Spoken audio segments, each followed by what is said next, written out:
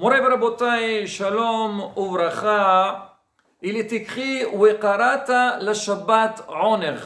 Le Shabbat il est appelé comme un plaisir. Quel rapport avec plaisir? On sait que dans Shabbat, il y a ce qu'on dit Shamor Yom Shabbat Lekadesho et aussi Zachor Yom Shabbat. Shamor ve Zachor bidibur echad ne'emaru. Il y a les lois de Shabbat.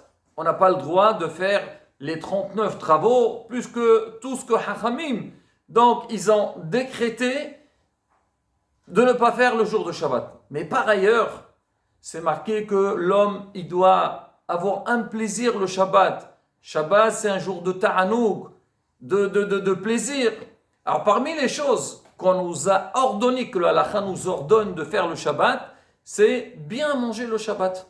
On a 3 se'odot, on a la se'oda du soir, et la se'oda de midi, et aussi la se'oda shlishit. Alors quand on parle de manger, Baruch Hashem, tout le monde sait que manger, c'est quelque chose qu'on doit faire très attention. Ça nous appelle, bien sûr, c'est un plaisir. Il faut savoir à Botaï, écoutez, c'est très beau. On dit c'est quoi manger? C'est ma'achal.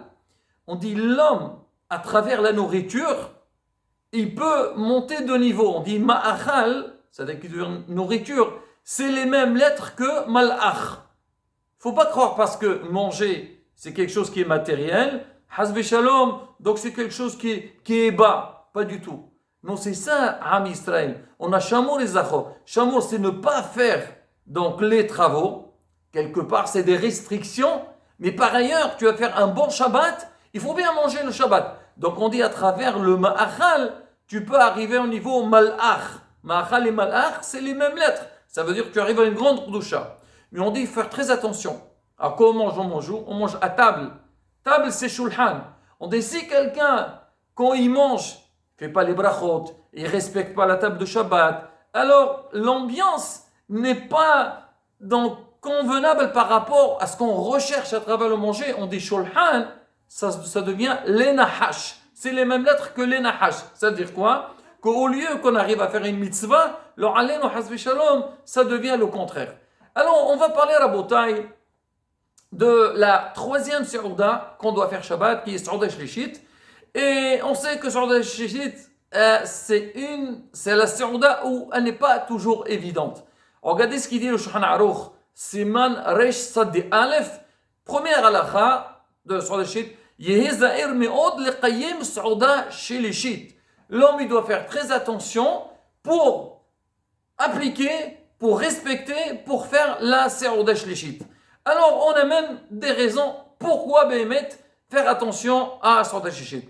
Bon, d'une part, ça se comprend, parce que Shabbat, Baruch Hashem, on mange très bien, surtout le midi, alors on est plein, et surtout en hiver, que la journée, elle est courte, alors quand il arrive le temps de se'ouda shlishit, on n'a pas trop envie de manger. Alors le Shaharok dit Isaïr Meot, ça veut dire que l'homme, il doit se programmer. Mange bien le midi, mais pense qu'il faut laisser une place pour se'ouda shlishit et ne pas la négliger. Ça, c'est le côté pratique. Mais derrière ça, regardez Rabotai, tout le mérite qu'on a quand on fait les se'oudot de Shabbat. On dit Amar bi Yoshua ben Levi, Mishum bar Kapara. Tout celui qui fait se'ouda shlishit, il est nitzol, il est épargné, mais shalosh pour aliyot. 3 choses qui sont très difficiles. Alors, si tu respectes la se'ouda shlishit, alors tu seras sauvé, tu seras épargné de ça. C'est quoi les 3 choses? Première chose, Heblo shel Mashiach.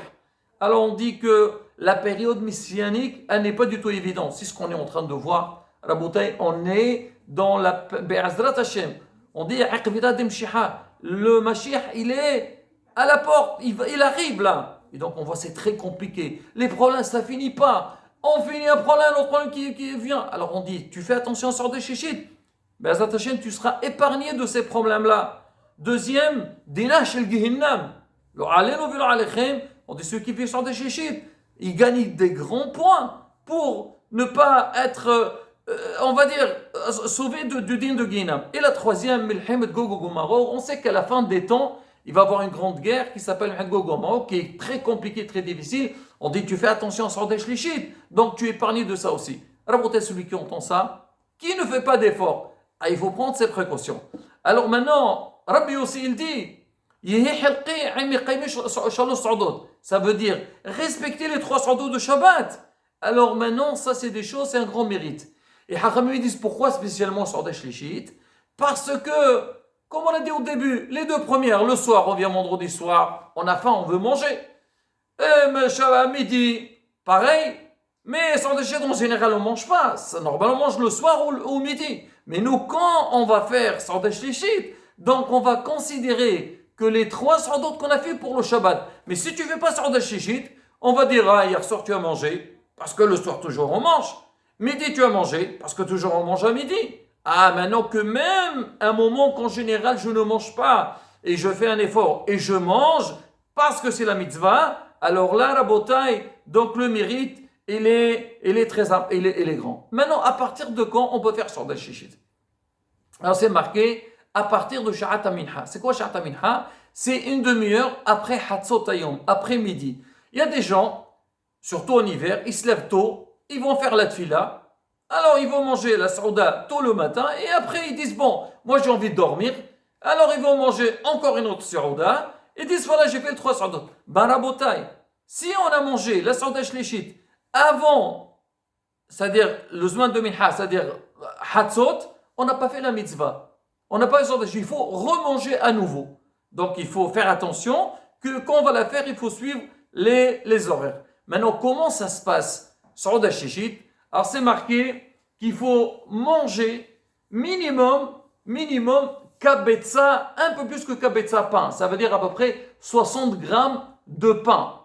Déjà, de la même manière que le soir, on a fait le moti sur 2 pains, c'est midi sur 2 pains, Sa'uda Shlishit aussi, il faut faire sur 2 pains. Et quand on mange plus que kabetza, c'est-à-dire 100 grammes. Pourquoi?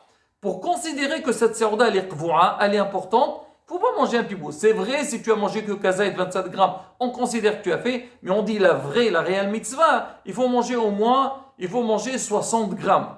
Alors on dit dans cette Sa'uda, c'est bien de manger des œufs, manger du poisson et boire un peu de vin. Alors au niveau du kiddush, même le soir on fait kiddush, le midi on fait kiddush, mais Sa'uda Shlishit on ne fait pas. Pourquoi Hachamim ils ont dit, on fait le soir et le jour la même chose. Comme le soir on a fait un seul kiddush, même la journée on fait un seul kiddush. Mais malgré tout, on dit il faut que pendant la Sa'uda, il faut boire du vin.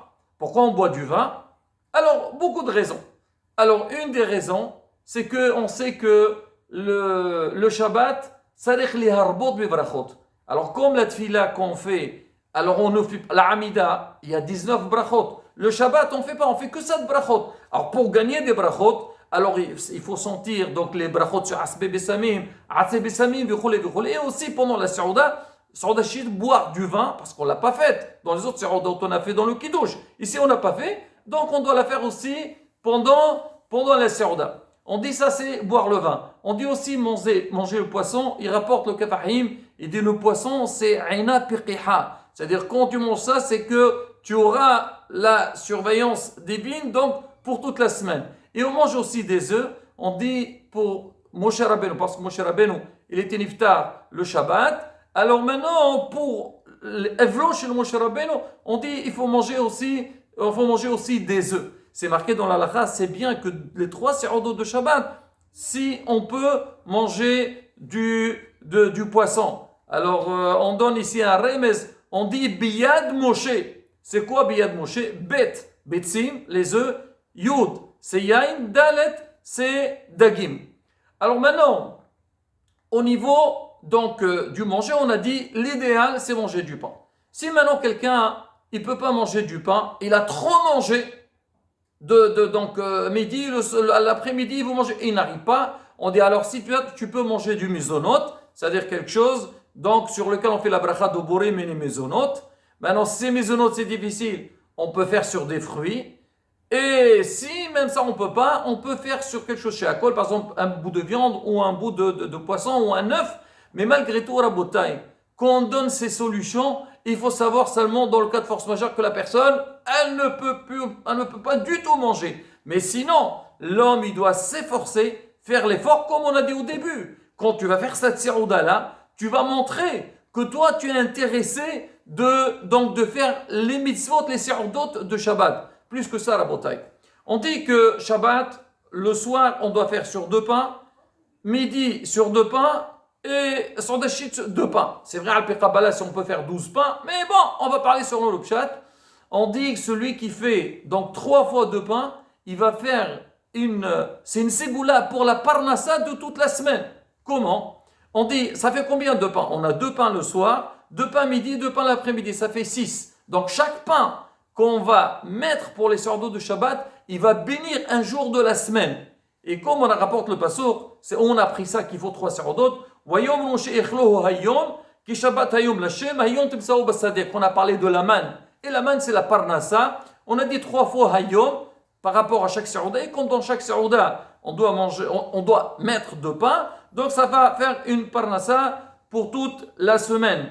Alors maintenant, Rabotai, un autre point qui est très important, c'est que, surtout maintenant en hiver, des fois, on n'a pas la... Alors, quand est-ce qu'on a fait? On dit l'après-midi, mais il faut la faire après la tfila de Minha. Alors, des fois, c'est difficile. Par exemple, comme maintenant, on vient à la synagogue. Déjà, avant, on faisait à la synagogue, on faisait sur des chichites. Aujourd'hui, pour des problèmes sanitaires et tout, on ne fait pas la synagogue. Alors, si les gens ils font Minha pour rentrer à la maison, c'est impossible.